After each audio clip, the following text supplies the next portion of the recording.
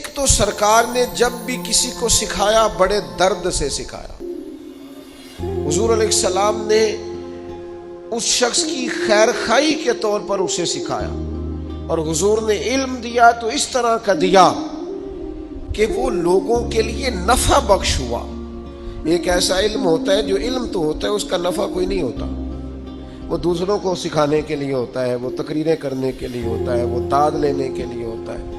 کوئی مجھ سے ناراض نہ ہو تو وہ کمائی کرنے کے لیے ہوتا ہے. ایک علم ایسا ہوتا ہے جو عمل کے لیے ہوتا ہے، جو پہلے انسان کو خود نفع دیتا ہے.